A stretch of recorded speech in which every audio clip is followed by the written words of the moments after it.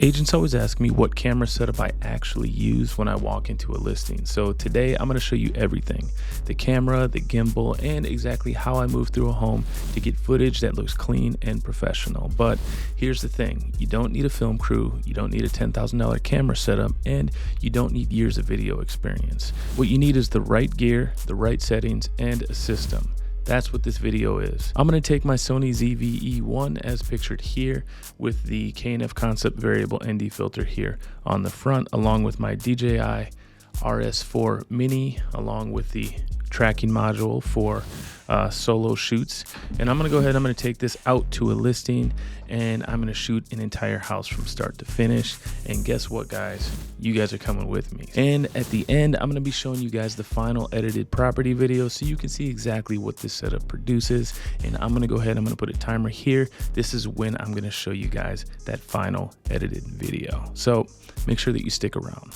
So I have this chest cam on so that you guys can get a little FPV of me shooting this house. I'm using the Sony ZV-E1. I am shooting with a Tamron 17-28. I have the gimbal in pan follow mode. I will move it to pan tilt follow if I want to get a shot that's up and kind of orbiting down, but for the most part, I'm going to be just using pan follow mode. I have the gimbal also set to smooth, and I have the gimbal speed set to slow. The gimbal that I'm using is the RS4 Mini because it's really light, along with the ZV-E1 being a compact camera. This whole setup is very, very light. The pan follow mode, you can see here, it works by keeping the camera completely straight so it doesn't go up or down, it doesn't tilt. And I balance this gimbal perfectly while also leaving the tracking module on, just in case I want to use the tracking module for my talking head style video. I'm probably going to be shooting pretty wide on my talking head style video because I like to make both a horizontal and a vertical video. I'm going to be shooting the entire property in S-Log3. And so I have it set to S-Log3, 60 frames per second. I will switch the shutter speed to 1/20th, or in this case 1/25th, because that's the closest that I can get to 1/20th. And then I'm going to shoot each room using manual white balance. So I'm not going to use auto white balance because I don't want the white balance to shift while I'm shooting.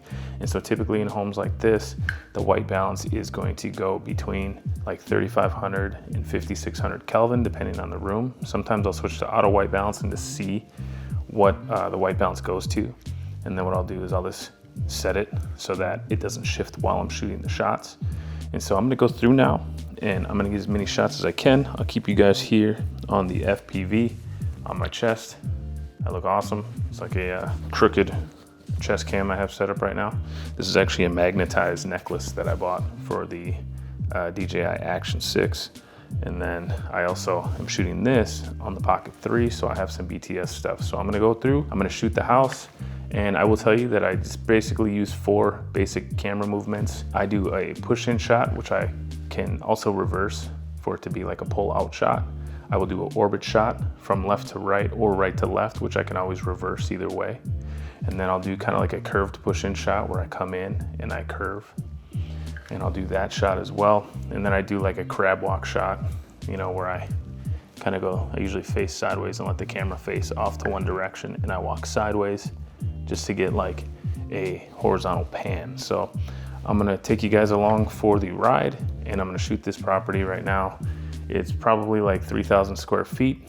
So we're gonna shoot this really quick, and then I'm gonna show you the final edited video when we're all said and done. One other thing that I should point out on this camera is that when you're setting your focus area, I always want to make sure that the focus area that I set is center fixed. And I think it's really common for people to want to do wide when they're shooting real estate, but the problem is then it's going to start picking up focus on certain things in the room that you don't want it to focus on. Whereas if you focus it on the center, then when you're doing reveal shots and going around corners and stuff, it's only gonna focus on what's in the center. So it is gonna stay on continuous autofocus, but I'm gonna have a center focus. I guess the other thing I should say is when you're shooting in S-Log, you want to overexpose a little bit. So no more than probably 1 stop, but you always want to be slightly overexposed because S-Log does a great job of bringing back those highlights as long as they're not 100% blown out. But where it struggles is trying to lift the shadows. So it's going to feel a little bit uncomfortable because it's going to be slightly overexposed, but that is okay. That's what it's supposed to look like. So when I'm making these movements, I want to start with my back against the wall kind of as far back as I can go, and I want to move up as far as I will go with the gimbal. I even sometimes will extend my hand and make sure that I go a little bit further when I am shooting these rooms. And the reason why I do that is because when you're shooting real estate, a lot of times you want to do speed ramping, and the only way to do speed ramping is to have a lot of runway on your clips. And if you move the camera at all when you're getting set, it's not going to look good during the speed ramp. So if you want to keep it smooth, you need one really smooth movement all the way through.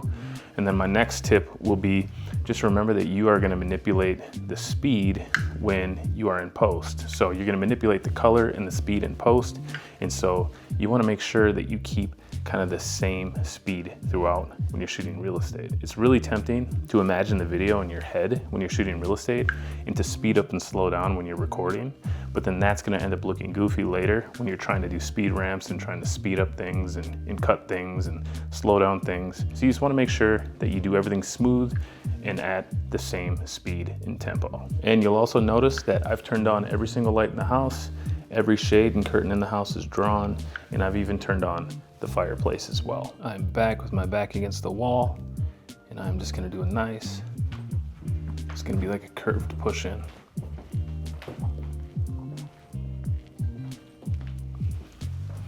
There we go. I think I could do a little bit smoother job there. Was shaking, that wasn't my best work. We're gonna do it again.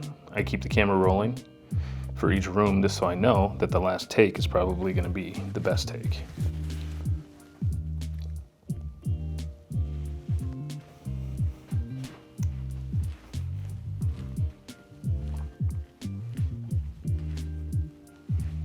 So I'm never actually gonna go that far over in the edit, but I wanna go that far over when I'm shooting, just so I can have, like I said, a little bit more runway. Now, I was shooting that going this way. Therefore, I'm gonna actually shoot the kitchen going this way, because that's gonna give me an opportunity at a speed ramp, if that makes sense. I'll be able to zip into this room and then speed ramp into this room. So we are going to come in just like this. And again, it's not really a full orbit shot. It's kind of like a curved push-in shot. I'm actually gonna get a crab shot here. Just do my slow movement this way like this. And you can use that either left or right, but at least that way, I don't have to try to move like an actual crab sideways, because then that's always gonna look a little bit shakier. I have one room that doesn't have any lights because it's all on a remote and nobody can find the remote. So I might have to boost the ISO even higher than I want on this one in order to make it look good. But here we go.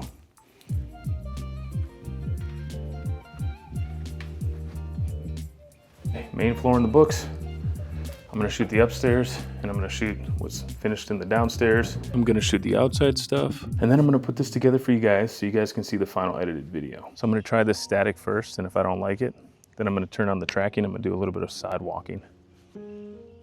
Hey guys, welcome to my latest listing here in the beautiful Highland Hills neighborhood of Cottage Grove. This is a 4-bedroom, 4-bathroom, 2-story home. It has a brand new bathroom down in the basement, and it has a ton of outdoor space. Why don't you guys head inside and take a look? All right, so I just stuck my hand out like this, and it activates the tracking module. Now you can see I go like this, and it'll follow me a little bit when I'm walking sideways. So now I'm gonna do a little sidewalk.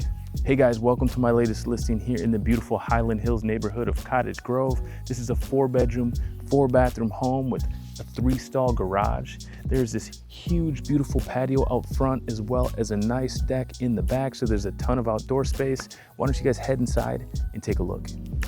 Just like that, baby. All right, you've seen behind the scenes, you've seen the settings, you've seen how I move through a home. Now it's time to see if it actually works. So without further ado, here's the final edited video. Hey guys, welcome to my latest listing here in the beautiful Highland Hills neighborhood of Cottage Grove. This is a 4-bedroom, 4-bathroom home with a 3-stall garage. There's this huge, beautiful patio out front, as well as a nice deck in the back, so there's a ton of outdoor space. Why don't you guys head inside and take a look?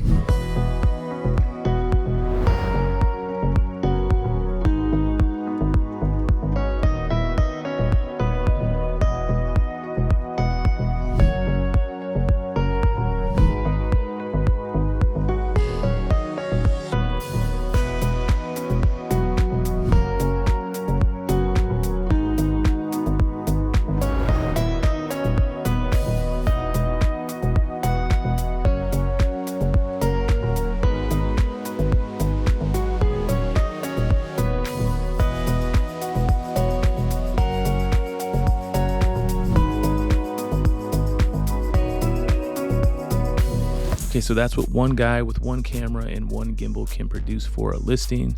No crew, no complicated settings, just a solid system and knowing where to point the camera. Now, if you've watched this video and you thought to yourself, this is still a little bit too much gear for me right now, I've got you covered. I made a video showing an iPhone home tour hack that agents are using to get real results with nothing but their phone that they already have in their pocket. So I'm gonna go ahead and I'm gonna put that video right here for you to watch next. Thanks again for watching, and I will see you all on the next one.